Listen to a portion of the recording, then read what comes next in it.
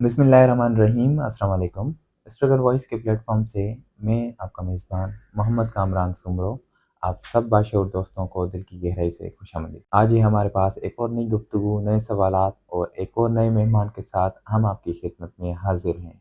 आज हमारे साथ मौजूद हैं इस डिस्कशन में लाइब्रेरी सेक्रेटरी के उम्मीदवार हैदराबाद डिस्ट्रिक्ट बार एसोसिएशन पे कंटेस्ट कर रहे हैं सरदार नईम एहसान नूनारी साहब, जो कि लास्ट टाइम भी इलेक्शन कंटेस्ट कर रहे थे लेकिन खुद को विड्रॉ कर लिया था। आज जानेंगे सर से बार पॉलिटिक्स के हवाले से और लास्ट इलेक्शन के हवाले से। अस्सलाम वालेकुम सर, कैसे हैं आप? वालेकुम अस्सलाम। सर मैं चाहूँगा कि आप अपना ब्रीफली इंट्रोडक्शन हमारे ऑडियंस को करवाएं। जैसे कि आपने बताया कि सरदार नईम एहसान नूनारी एडवोकेट हाई कोर्ट, पिछले 6 साल से रेगुलर प्रैक्टिसिंग एडवोकेट हूँ हैदराबाद के अंदर। और अब लास्ट ईयर भी कंटेस्ट करने के लिए मैंने फॉर्म फिलअप किया था लेकिन विड्रॉ किया था लास्ट टाइम पे।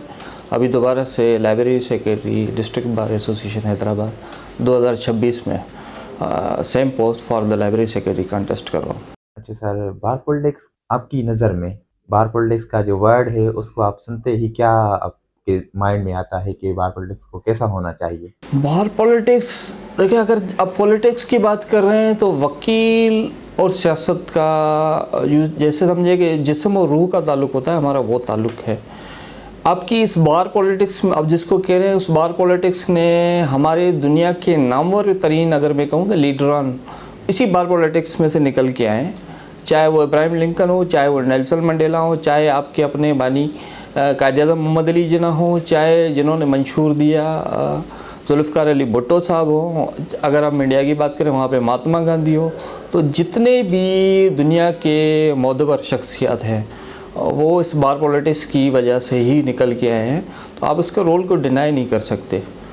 तो बाकी जहाँ तक बात है कि अच्छे और बुरे की, तो हर जगह पे 4 गंदी मछलियाँ होती हैं, लेकिन उसकी वजह से हम पूरे सिस्टम को बुरा नहीं कह सकते। सर गालिबन आपका बैकग्राउंड जो है, कहीं पे आप जॉब वगैरह भी कर चुके हैं, उसके बाद आप एडवोकेसी में आए, तो मैं पूछना चाहूँगा कि एडवोकेसी के रोल को आप करंट सिचुएशन में, पास्ट में कैसे देखते हैं, क्योंकि आप स्किप करके अदर जॉब्स को एडवोकेसी में आए हैं? सर मैं झूठ नहीं बोलूँगा, मैंने बहुत ही इनिशियल स्टेज से, यूँ समझे कि लोअर बैकग्राउंड से मेरा ताल्लुक़ था। मैंने वहाँ से स्टार्टअप लिया है। मैंने, आप कह रहे हैं कि मैंने मुख्तलिफ़ जॉब्स तो डिपार्टमेंट्स में तो की हैं, मुख्तलिफ़ बैंक्स में भी की हैं। मेरा फाइनेंस का बैकग्राउंड बहुत पुराना रहा है, लेकिन उससे पहले अगर मैंने कहूँ ना कि मैंने छोटी छोटी जॉब्स करके भी मैं ऊपर आया हूँ, क्योंकि मेरा जिस बैकग्राउंड, जिस एरिया से मेरा ताल्लुक़ है, वहाँ पे पढ़ाई करना, पढ़ाई के लिए स्ट्रगल करना, वो अपने आप में एक बहुत बड़ी चीज़ है। हमारे यहाँ पढ़ाई नाम की कोई चीज़ नहीं होती। अभी तो माशाल्लाह से एक माहौल चेंज हो गया है, लेकिन जिस टाइम पे मैं था 80s में मेरी पैदाइश है, तो 80s और 90s में हमारे यहाँ पे तालीम का कोई बैकग्राउंड नहीं था। तो मैंने छोटे लेवल से एक स्टार्ट किया है। मैं राज सिनेमा के साइन बोर्ड भी बनाता रहा हूँ, मैंने ड्राई क्लीनिंग का काम भी किया है, लोगों के घरों से कपड़े लेकर भी मैंने इस्त्री भी किए हैं। तो मैं इनिशियल स्टेज से मैंने स्टेज यहाँ से शुरू करके यहाँ पे पहुँचा हूँ। तो अगर आप कह रहे हैं कि जो आपका सवाल था कि मौजूदा हालात में हमारा रोल क्या रह जाता है, मेरे ख्याल में ये रोल पहले से ज़्यादा बढ़ जाता है। जो हमारे मौजूदा मुल्की हालात है ना, मुल्की हालात का हमारा जो सत्यानाश है, आपको पता है, वहाँ पे वकील की अहमियत ज़्यादा इसलिए बढ़ जाती है कि यहाँ पे हर स्टेप पे आपको लाकानूनियत मिलती है, हर स्टेप पे आपको झगड़े फसाद मिलते हैं, हर स्टेप पे आपको रूल ऑफ लॉ की वायलेशन मिलेगी। तो उसमें वकील का रोल बहुत बड़ा बढ़ जाता है। अच्छा सर, वकील जो है हर जगह पे एक्टिव नज़र आते हैं, जैसे इश्यूज़ हो गए मुल्की सतह पर बड़े इश्यूज़, क्या वो जस्ट पॉलिटिक्स के लिए होता है या फिर उसमें कुछ असर और रसूख होता है इन इश्यूज़ को जो एहतजाजात करने से या इस तरह की जो है एक्टिविटी करने से? वकील और सियासत का जिस्म और रूह का ताल्लुक़ है। वकील को आप सियासत से अलग नहीं कर सकते, लेकिन हर चीज़ के पॉजिटिव्स भी होते हैं, नेगेटिव्स भी होते हैं। कुछ हमारे यहाँ ऐसे लोग हैं जो कि जो पॉलिटिकल पार्टीज़ है उसकी सियासत को घसीट के ज़बरदस्ती हमारी वकालत के अंदर ले आते हैं, हमारे कोर्ट्स के अंदर ले आते हैं, हमारी बार पॉलिटिक्स में। उसके एटलीस्ट मैं अगेंस्ट हूँ, मेरे हिसाब में ये नहीं होना चाहिए। लेकिन आप पॉजिटिव रोल जो हम वकील है उसको आप कभी भी अपने मुल्क की सियासत से दूर नहीं कर सकते, क्योंकि मैंने कहा ना, हमारा मुल्क बनाने वाला भी एक वकील था, हमें आइन देने वाला भी एक वकील था, और हमें कस्टोडियन ऑफ कॉन्स्टिट्यूशन अगर कहा जाता है तो उसकी भी बहुत बड़ी वजूहत है, ऐसे नहीं किया जाता। तो हमने तो एक हलफ लिया हुआ है आइन की पासदारी का, उसको हमने हर हाल में निभाना है, उसको छोड़ना नहीं है। अच्छा सर, बार पॉलिटिक्स मौजूदा हालात में काफ़ी ज़्यादा एक्टिव नज़र आती है, स्पेशली यंगस्टर्स काफ़ी ज़्यादा एक्टिव रहते हैं, इनिशियल स्टेज में बार पॉलिटिक्स को ज्वाइन करते हैं। तो इस हवाले से आप क्या कहना चाहेंगे कि बार पॉलिटिक्स किस वजह से क्या एक्टिव होना ज़रूरी है, या फिर यंगस्टर को थोड़ा सा ज़्यादा पे होना चाहिए इनिशियल स्टेज में? देखें, आप उनके रोल को डिनाई नहीं कर सकते, और रोल तो उनका बरकरार रहेगा, लेकिन यहाँ पे यंगस्टर की प्रॉपर मेंटरशिप होना बहुत ज़रूरी है। हमारे यहाँ एक बहुत बड़ा मसला है कि उनको मेंटरशिप की जगह पे उनको मैनिपुलेट किया जाता है। हमारे यहाँ बार इलेक्शंस के लिए उनको खाली इस्तेमाल किया जाता है, और इस्तेमाल करने के बाद उनको छोड़ दिया जाता है। मेरे ख्याल में यंगस्टर्स को खुद सबसे पहले अपना फोकस रखना है कि उनकी प्रायोरिटीज़ क्या हैं, उनको पहले अपनी प्रायोरिटीज़ के ऊपर काम करना है। और प्रायोरिटीज़ जहाँ तक मेरी नज़र है, सबसे पहले उनको अपनी वकालत मजबूत करनी चाहिए। कम से कम पहले 5 साल जो मैं समझता हूँ उनकी प्रायोरिटीज़, जब तक देखें, अगर आप एक बेहतर वकील बनेंगे तो आप अच्छी बार पॉलिटिक्स भी कर सकते हैं। अगर आप एक अच्छे वकील ही नहीं है, अगर आप अपने काम में परफेक्शन आपकी नहीं है, तो आप फिर पॉलिटिक्स करें, बार पॉलिटिक्स करें, उसमें मैं नहीं समझता कि आपको सक्सेस मिलेगी। चंद दिन की आपको चमक मिल सकती है, लेकिन आप उसको सक्सेस का नाम नहीं दे सकते। अच्छा सर, उमूमन मैं हमेशा जहाँ पर भी डिस्कशन होती है बार पॉलिटिक्स की, वहाँ पर एक सवाल करता हूँ कि डर्टी पॉलिटिक्स कहा जाता है बार की पॉलिटिक्स को, काफ़ी सारे सीनियर एडवोकेट कहते हैं।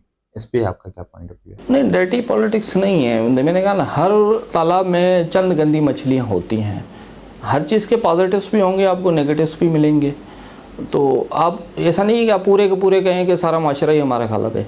सिस्टम में हमेशा से चंद गलत अफराद रहे हैं और आपको फेस करना पड़ेगा। लेकिन जब तक अच्छाई है तो बुराई का भी अंजाम होता है। अगर आप कहेंगे कि सिर्फ बुराई ही बुराई है तो अच्छाई आ ही नहीं सकती, तो ऐसा पॉसिबिलिटी नहीं है। इसको लिए मैं डर्टी पॉलिटिक्स नहीं कहूँगा, लेकिन मैंने कहा ना कि हमें प्रॉपर गाइडेंस और मेंटरशिप की बहुत ज़्यादा ज़रूरत पड़ती है। स्पेशली जो हमारे आने वाला जो यंगस्टर है, उसको जब तक हम प्रॉपरली गाइड नहीं करेंगे कि उसके लिए क्या चीज़ सही है, क्या चीज़ गलत है, तो ये इश्यूज़ उठता रहेगा। अच्छा सर, लास्ट टाइम आपने लास्ट ईयर जो है लाइब्रेरी पे कंटेस्ट करने का इरादा किया था, आपकी कैंपेन भी ज़ोरों शोर से जारी थी। एंड मोमेंट पे लास्ट के डेज़ में आपने विड्रॉ कर लिया था, उसकी क्या वजह थी?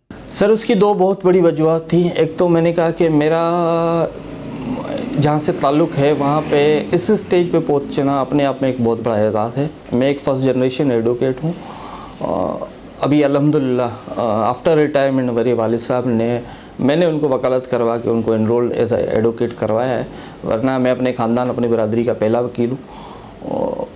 उसका इस स्टेज पे आना, स्ट्रगल करके पूछना अपने आप में एक बात है। तो उसके बाद जब मैं इलेक्शन में खड़ा हुआ, मेरे पास बहुत सारे सीनियर्स चल के आए, क्योंकि आप फर्स्ट टाइमर हो, आप नए आए हो बार पॉलिटिक्स में।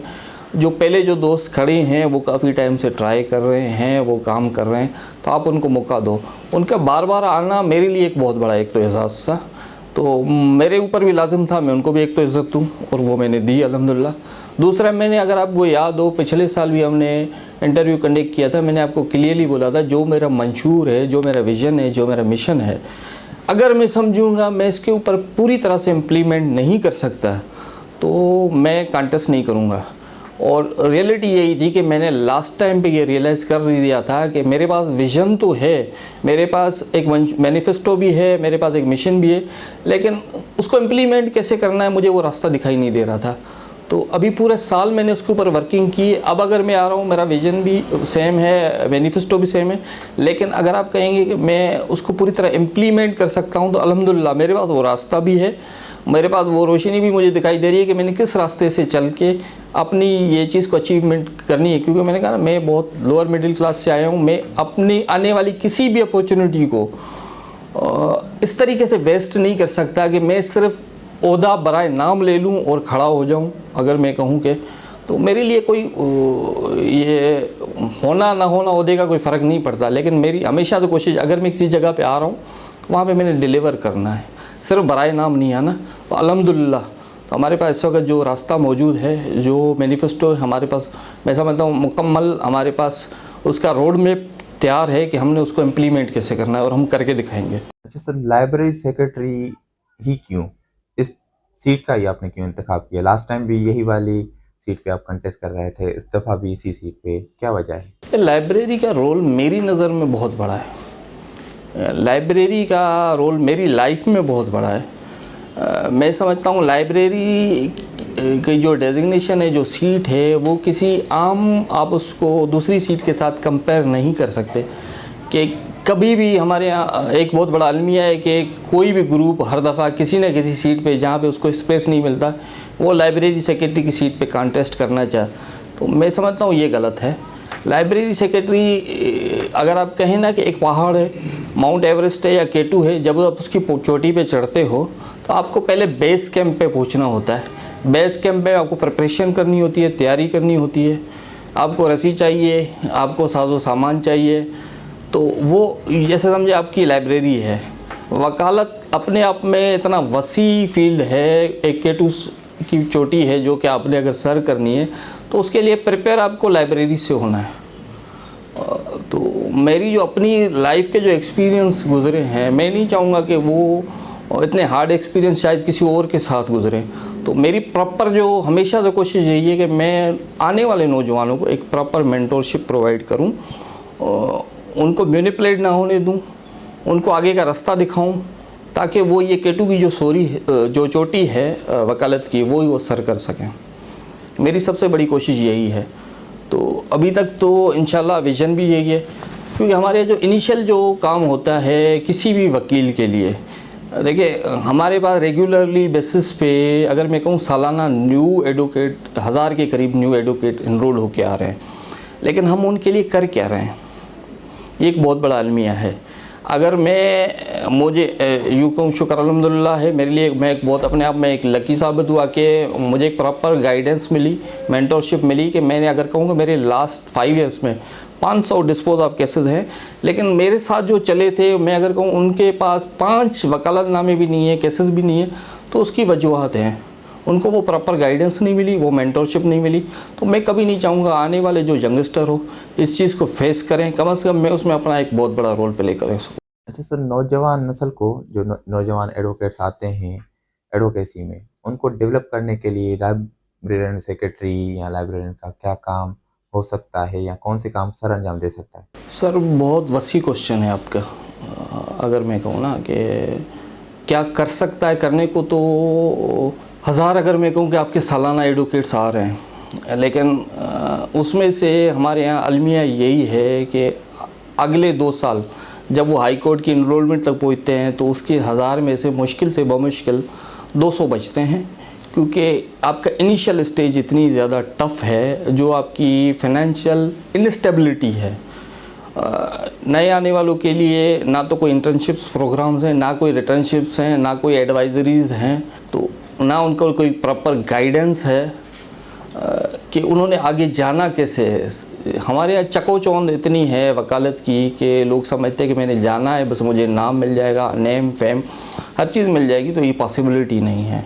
यहाँ से आने के बाद का जो रास्ता है वो ज़्यादा टफ़ है, क्योंकि आप 5 साल स्टडी करके आते हो, फिर आपके 2 से 3 साल आप अपने सीनियर के अंडर काम सीखते हो, तो आपके वालिदैन हैं जो घर वाले, वो भी आप इसलिए एक्सपेक्ट कर रहे होते हैं कि बच्चा आया है, कुछ कमाएगा, अपने लिए कुछ करेगा, घर वालों के लिए।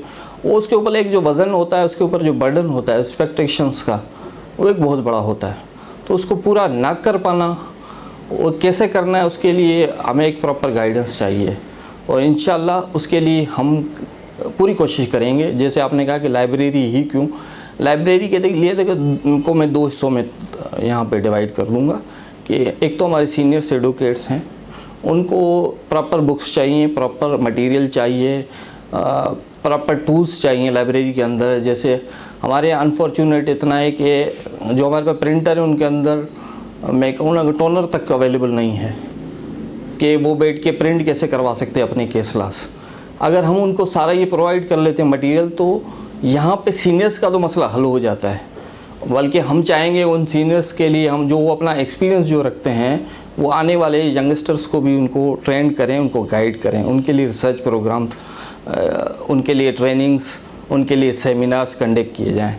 लेकिन नौजवानों के लिए यहाँ से रास्ता और मुश्किल हो जाते हैं। जब तक उनको प्रॉपर गाइडेंस और मेंटरशिप नहीं मिलेगी, उनको प्रॉपर सेमिनार्स नहीं मिलेंगे, उनको मैंने कहा ना कि जब इंटर्नशिप्स नहीं मिलेंगी, उनको एडवाइजरीज नहीं मिलेंगी, उसको रिटर्नशिप्स नहीं मिलेगी, तो वो आगे नहीं बढ़ सकता। अच्छा सर, आपकी स्ट्रेटेजी मैं पूछूं इस दफ़ा लाइब्रेरियन पे कंटेस्ट करने की, क्या है स्ट्रेटेजी आपकी, या जो है मैनिफेस्टो अगर आप बताना चाहें? मैनिफेस्टो मैंने आपको बता दिया कि मैं अपने मैनिफेस्टो को 2 हिस्सों में डिवाइड करूँगा। एक तो सीनियर्स के लिए है। सीनियर्स के लिए हमने प्रॉपर जो भी मटेरियल अवेलेबल है लाइब्रेरी में, सिर्फ बुक्स अगर मैं कहूँ तो वो भी प्रॉपर हमारे यहाँ अवेलेबल नहीं है। हमारे यहाँ अनफॉर्चुनेटली सिर्फ मेजर एक्ट्स की बुक्स रख के हम बोल सकते, कहा जाता है कि यही आपकी लाइब्रेरी है। तो हमारी लाइब्रेरी सिर्फ मेजर एक्ट्स पे ख़त्म नहीं होती। यहाँ पे रेगुलर बेसिस पे इतनी वसी फील्ड है कि रिसर्च आ रही होती है, न्यू केस लॉज आ रहे होते हैं, तो उनको अवेलेबल करवाना। और आज के इलेक्ट्रॉनिक दौर में मैं चाहूँगा कि हमारे पास जो मंथली जो लॉ बुक्स आती हैं, जो डाइजेस्ट आते हैं, वो क्यों ना हम चाहें कि हर वकील के व्हाट्सएप पे सिर्फ एक स्कैन पे अवेलेबल हों। एक चीज़ ये, उसको पूरा मटेरियल प्रोवाइड किया जाए। फिर जो सीनियर्स हमारे यहाँ बैठे हुए हैं उनके थ्रू हम जूनियर्स के लिए सेमिनार्स कंडक्ट करें, रिसर्च कंडक्ट करें, उनको प्रॉपर गाइडेंस प्रोवाइड करें कि उन्होंने एक आगे कैसे जाना है। एक बिल्कुल न्यू बच्चा है और एक दूसरा मिड लेवल पे जो स्टार्ट तो उसने कर दिया वकालत, लेकिन उसके बाद आगे फंस गया उसने, उसके बाद केसेस कैसे आने हैं उसको ये नहीं मालूम। तो उसके लिए उसको एडवाइजरी दिलवाना, उसके लिए रिटर्न दिलवाना, उसको मुख्तलिफ डिपार्टमेंट्स में प्लेस कैसे करना है, उसके लिए हमें वर्किंग की ज़रूरत है। तो इंशाल्लाह उसके लिए हमारे पास मुकम्मल स्ट्रेटजी मौजूद है। उसके लिए मैं मैनिफेस्टो की अपनी एक प्रॉपर मेरा इरादा है कि मैंने बुकलेट एक पब्लिश करनी है जिसमें मुकम्मल इन डिटेल मैनिफेस्टो और उसकी इम्प्लीमेंट कैसे करना है वो सारी चीज़ें अवेलेबल होंगी इंशाल्लाह। तो ये थी हमारी आज की गुफ्तगू। फिर मिलेंगे इंशाल्लाह एक और गुफ्तगू में एक और मेहमान के साथ। तब तक सोचें, सवाल करें और बोलने से ना घबराएं। अल्लाह निगहबान।